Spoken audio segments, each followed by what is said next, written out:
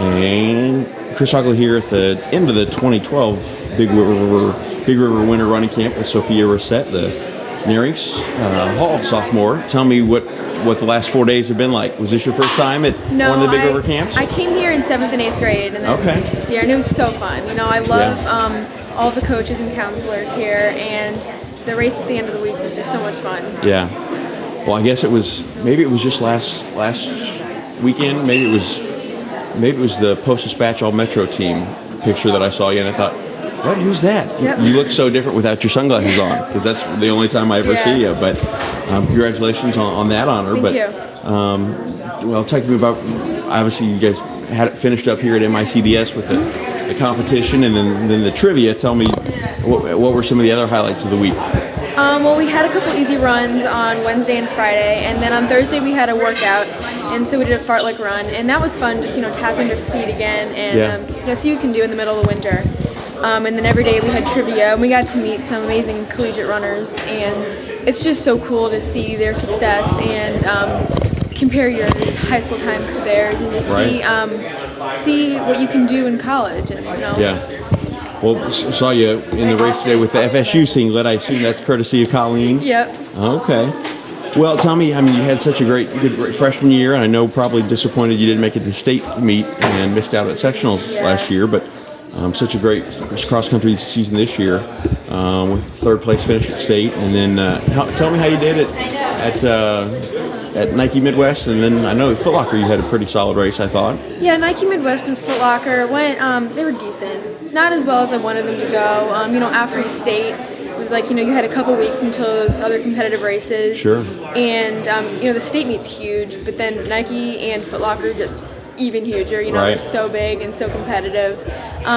And my times were pretty good. Just my places weren't as high as I wanted them to be. So in the next couple of years, I think I'll have more experience going to those races and, know what I need to do in order to make it on. Yeah. Well, I'm guessing that you've been running since an early age. I know it seems like your mom is always on the local running scene, and see you running with her sometimes. Tell me when you first got started and into it, and I know you were, even run some of the big high school races as a middle schooler. Yeah, I started running in 4th grade, actually. I saw my parents doing it, and I was like, that sounds like a lot of fun. Yeah. And actually, they brought Girls on the Run to my grade school, and so I started doing that, and I had a lot of fun with it. I found out I was pretty good at the races, and so I was like, maybe I should do this more competitively. And then I just, continued, and then I actually joined the Blazers in 7th grade, run by Ben Rosario, and that was just so much fun. And we got to compete at a lot of big races.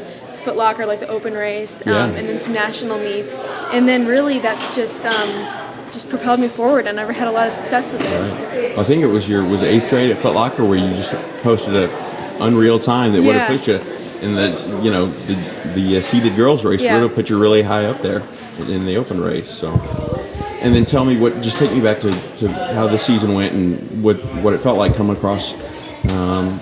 Third in the state behind two, Foot Locker finalists. That was unreal. The whole season, I actually set a PR initially at the first Forest Park race, and so knew I was in good shape. Yeah. And I had a couple issues during the season with being too tired for races, and so my coach and I kind of tweaked my training plan to make sure I was ready to go on race day. Yeah. And then district, sectionals, and state came around, and my team was looking really good, and we made it through districts and sectionals, and then the state meet. I actually told my coach beforehand that if I had my best day, I thought I could be third. Yeah. And so coming up Firehouse Hill is when I really broke away from the pack that I was in, and solidly was in third. And that was just amazing feeling, coming up that last hill, you're dying, but that it's all worth it, really soon, What's it like working with Coach Quigley, who, just as he finishes up, coaching just a phenomenal, Colleen having, her finishing one of the great high school Missouri careers, and then now working with him and following in her footsteps. I'm sure that's fun that you can, get a relationship with her and have a little bit of insight from her and somebody to look up to and model after. Yeah, he's a really great coach. I love his coaching style, and it is really neat to have her come to a couple of workouts over the summer and be able to do some runs with her, when she's home, and to see her success as a high schooler and just be able to model off of that. Sure. And, obviously he knows how to coach somebody to success because she was, multiple time state champion. Yeah. So I know that his training plan will get me there, and What's your in the off season? What's your favorite? Do you just enjoy doing things different? Do you try cross training? Do you like to hit the trails, or do you like run out in the cold? How do you get your work in the off season? Yeah, I love winter training because you're not as worried about times. You're just going out for runs, and I do cross train all year round. So I actually do more cross training in the winter time. But then it's always fun to just be able to explore on the trails and just, go out for longer runs and just have fun with it, not do any workouts really. And then just like the Frostbite Series races, just to have fun with it, Yeah, I think too many, especially high school athletes, get too caught up in I beat this person, I don't want to go on a race and I'm not in peak shape and have them beat me, and instead of just going out and having fun and enjoying it, and it's make it too competitive. Yeah. When it's really off season, it should be fun and it should be training. Tell me, what are you planning to run USA Cross again this year? I am. I know you ran last year and had a good result, and the Blazers team just missed. Did you guys win? We did win. You did beat the Metroplex team. Okay. Yeah, Ben was able to get a solid group for us. Sure.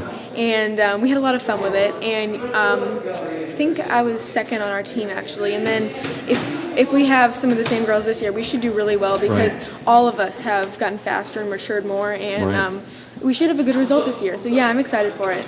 And then it'll with the World Championships this year, it will expand. So if you're in that top 14 or so, you may make one of the U.S. teams. And I'm sure. Have you thought about that? And someday wearing a U.S. singlet and competing for Team USA. It's kind of crazy to think about actually. I don't see myself, going this year just because of competing against all of the college runners and those fantastic high schoolers from all across the country. But definitely in the future, that's something I'm looking forward to. Competing for that spot. Right.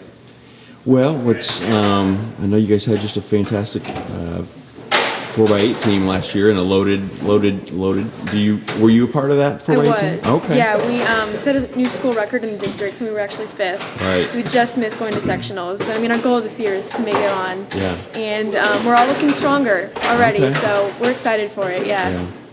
Well, congratulations on the already successful career that you've had, and still just still 2.5 years worth of a high school career. So stay healthy and good luck, and we'll see you in a month at Forest Park. Thank you so much. All right. Thanks.